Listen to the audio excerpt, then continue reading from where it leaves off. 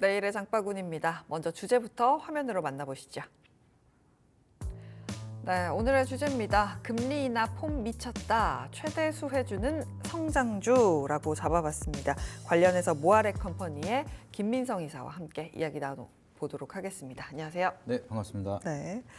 금리 인하가 이제 얼마 안 남았어요. 명절이 끝나고 나면 바로 이제 FOMC가 열리고 모두가 금리를 내릴 거라고 이야기를 하고 있는 상황입니다. 그렇게 된다면 시장의 색깔이 좀 바뀔 거고 그를 대비해서 우리는 또 시장을 다시 한번 훑어봐야 되는 시점이 됐는데 성장주의 시간이 이제는 왔다라고 보시나요? 네, 지금 아무래도 시장이 어렵다 보니까 방어주를 사야 되냐, 성장주를 사야 되냐 이렇게 많이 고민들을 하고 계신 것 같은데 결국에는 이제 금리 인하가 이어지기 시작을 하면서 불확실성 요소들이 하나둘씩 해소를 된다라고 하면은 결국에는 성장주가 지금 주가 경기 방어주만큼 많이 억눌려 있는 종목들이 굉장히 많거든요. 그리고 나서 굉장히 저평가를 받고 있는 기업들도 굉장히 많고 증시 자체적으로 이제 PBR 같은 경우에는 0.8배 밑으로 내려왔기 때문에 증시 전반적으로도 좀 저평가를 받고 있어서 성장주에 대한 좀 성장 동력이 좀 강하게 만들어지고 기대 수익률 측으로 봤을 때는 우리가 성장주를 좀 주목하는 게 좀 더 좋다라고 좀 생각을 하고 있어서 성장주를 우리가 지금은 좀 주목을 하자라고 말씀을 드리도록 하겠습니다. 아무래도 말 그대로 기대 수익률이라는 단어가 저는 좀 꽂히는데 조금 더 빠르게 움직일 수 있는 종목으로의 수급 쏠림이라고 해야 될까요? 분명히 일어날 수 있는 상황입니다. 그렇기 때문에 성장주 내에서도 다양한 섹터들, 그 안에서도 종목들 잘 골라보는 시간을 지금 마련을 했습니다. 그렇다면 성장주 내에서 어떤 섹터 먼저 보면 좋을까요?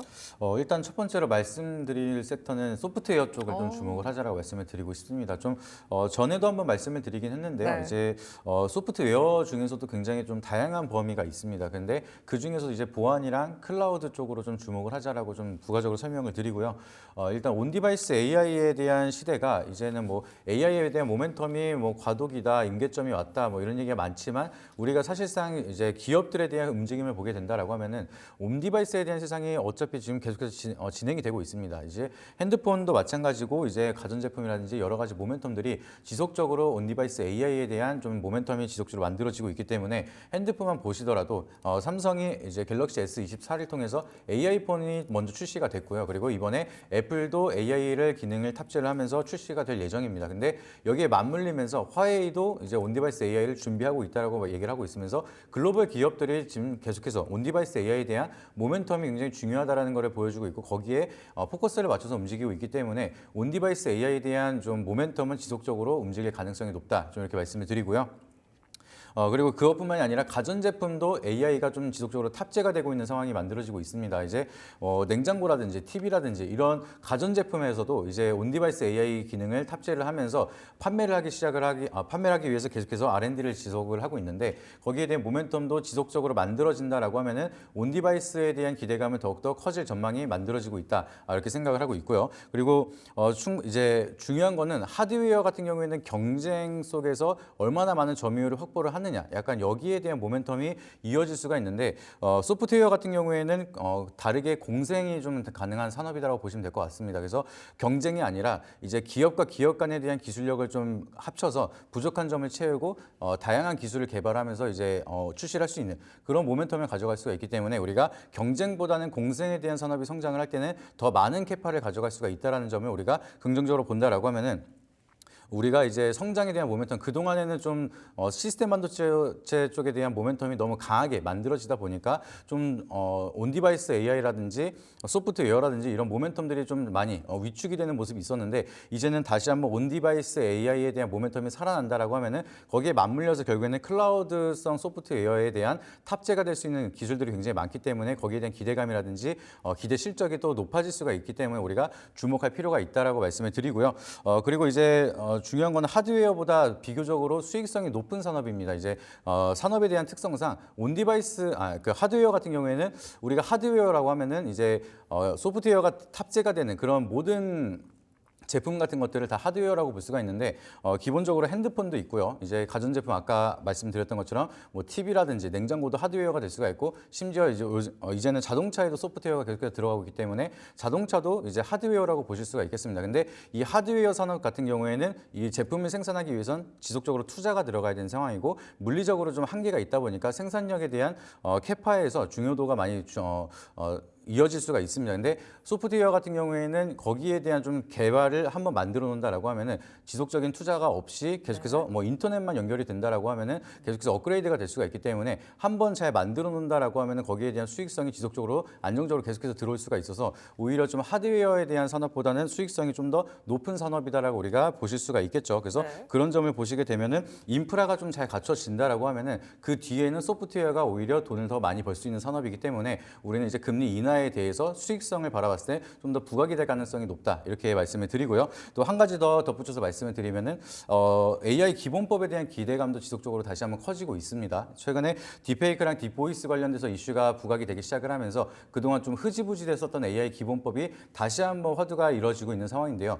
지금 AI 기본법에 대한 발의에 대한 속도가 좀 더 가속화가 될 전망이 나타나고 있는데 이번에 이제 전담팀을 만들어서 딥페이크 전담팀이 형성이 되는 거기에 대한 위원장이 안철수 의원이 이제 진행이 된다라고 합니다. 근데 안철수 의원이 지금 21대 국회 1호 법안으로 얘기를 했던 것도 AI 기본법이기 때문에 여기에 대한 좀 이슈를 지속적으로 체크를 하면서 AI에 대한 기본법 이제 좀 가속화가 된다라고 하면은 그동안 좀 흐지부지 됐었던 AI 기본법에 대한 모멘텀을 못 받았던 소프트웨어랑 보안 쪽으로 모멘텀이 다시 한 번 더 부각이 될 수가 있다 보니까 금리 인하 이후에 좀 시장에 대한 수급 자체가 좀 살아난다라고 하면은 이렇게 산업에 대한 배경 자체가 살아나고 있고 실적에 대한 기대감이라든지 정부에 대한 수혜를 받을 수 있는 소프트웨어가 좀 더 주목받을 가능성이 있다. 좀 개인적으로 이렇게 생각을 하고 있습니다. 네, 일단 성장주 내에서 첫 번째로 꼽아주신 게 소프트웨어 쪽이었습니다.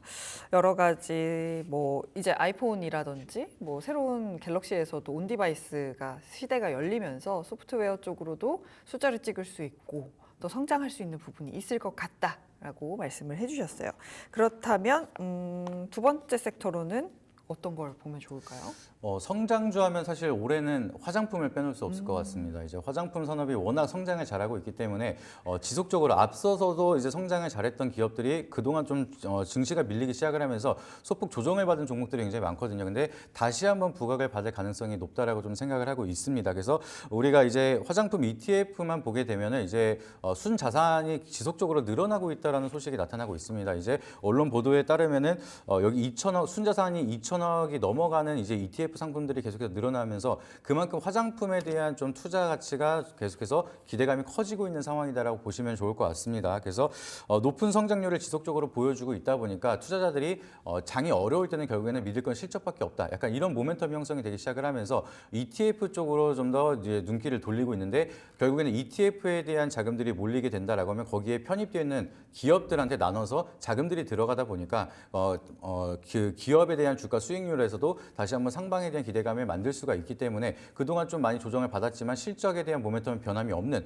그런 기업들이 다시 한번 더 부각을 받을 가능성이 있다. 좀 이렇게 보고 있고요. 그리고 추가적으로 워렌 버핏이 이제 화장품에 대해서 투자를 한다라고 얘기를 하다 보니까 화장품에 대한 모멘텀은 단발적인 테마성이 아니라 장기적으로 성장할 수 있는 모멘텀이 있다라는 걸 어느 정도 우리가 심리적으로 입증을 했습니다. 그러다 보니까 장기 투자 이제 자금들도 많이 화장품 쪽으로 쏠리고 있어서 그렇게 된다라고 하면은 하방에 대한 좀 패닉셀은 좀 크게 나타나지 않고 버텨주는 매물들이 많아서 좀 하방에는 좀 강하고 상승에는 좀 더 민감하게 기대 수익률을 높일 수 있는 산업이다라고 보실 수가 있겠습니다.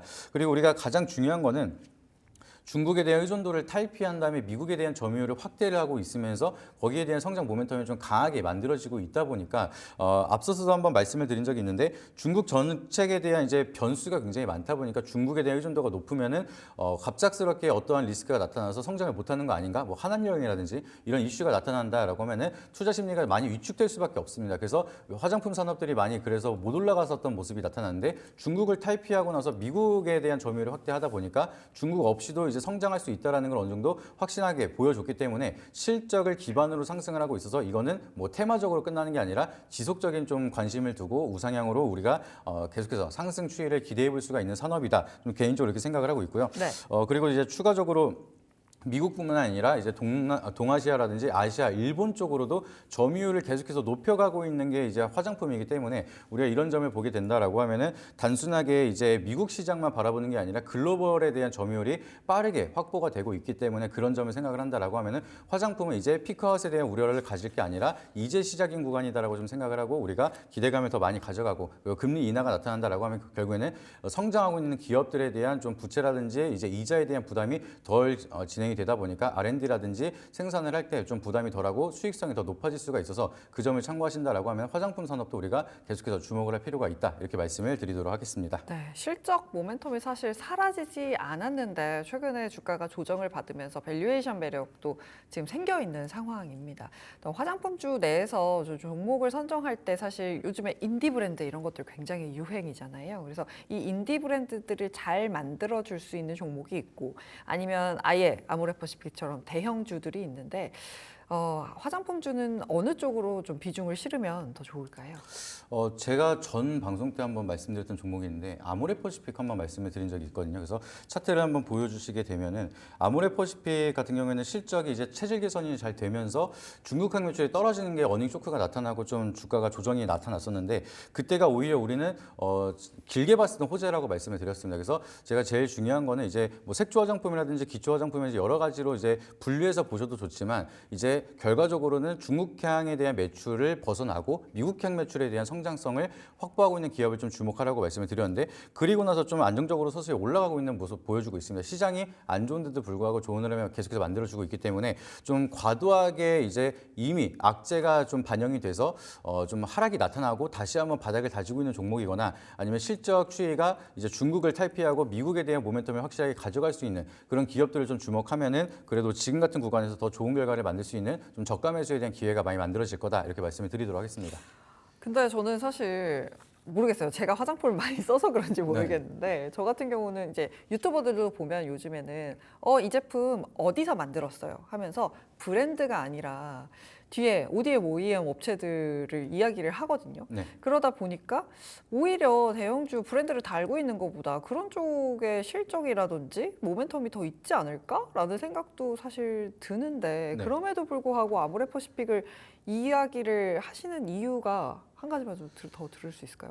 가격적인 메리트 측면에서 너무 이제 긍정적이다라고 생각을 하고 있고요. 저는 일단은 투자를 할 때는 손익비 자리를 좀 많이 본다라고 미리 말씀을 드립니다. 우리가 지금 매수했을 때 하방이 더 열려 있느냐, 상방이 더 열려 있느냐 여기에 대한 자리를 좀 중요하게 생각을 하는데 네. 아모레퍼시픽 같은 경우에는 제가 봤을 때 과매도 구간이라고 좀 판단이 되다 보니까 여기서 추가적인 하락은 좀 어렵다라고 생각을 해서 이제 기업에 대한 펀더멘탈도 굉장히 훌륭하고 이제 나쁘지 않지만 일단은 다른 기업들은 이제 계속해서 상방을 유지하면서 이제 이렇게 시장이 안 좋을 때 밀린다라고 하면 힘없이 많이 빠질 수 있는 종목들이 대체적으로 많이 보여지기 때문에 그 중에서는 아모레퍼시픽은 오히려 우리가 좀 반대적인 시선, 역발상으로 생각을 한다라고 하면은 더 빠지지 않고 오히려 시장이 회복이 될 때 우리가 기대 수익률도 높일 수 있고 리스크도 덜한 자리라고 생각을 하기 때문에 좀 아모레퍼시픽을 좀 선택을 드렸다라고 말씀을 드리도록 하겠습니다. 그럼 길게 보시는 거겠죠?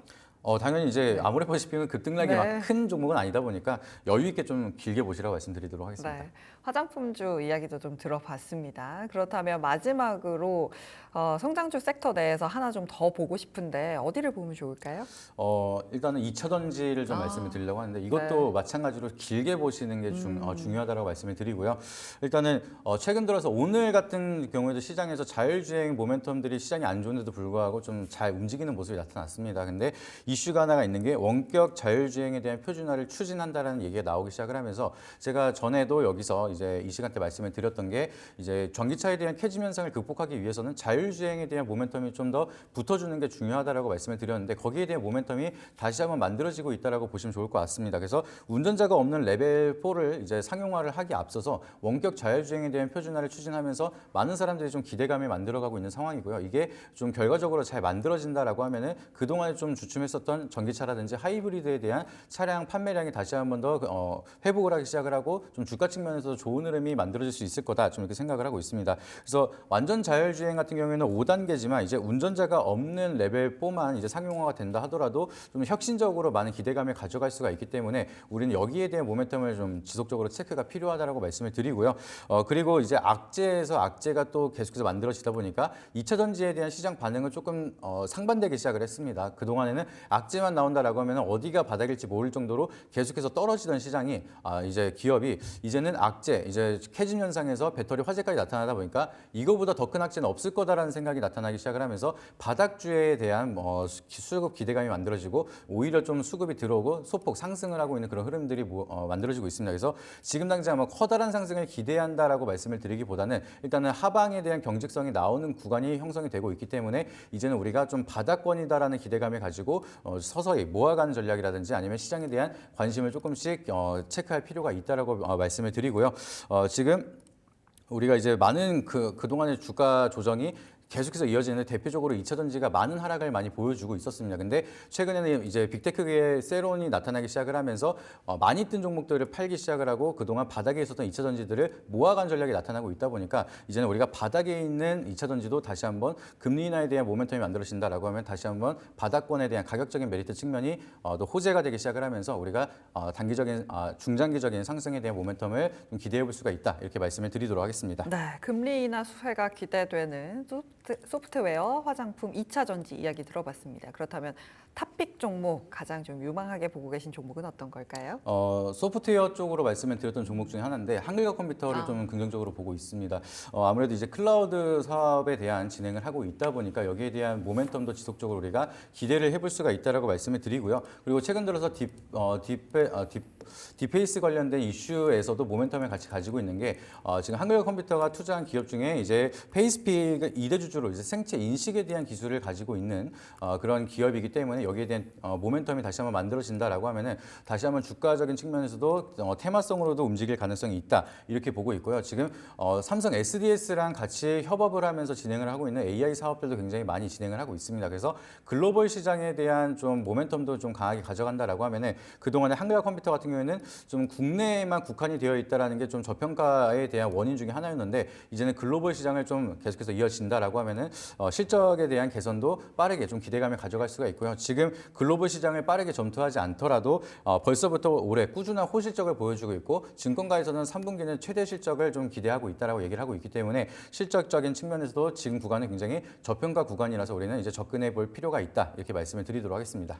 네, 지금까지 성장주 이야기 나눠봤습니다. 모아레 컴퍼니의 김민성 이사와 함께했습니다. 고맙습니다. 네, 감사합니다.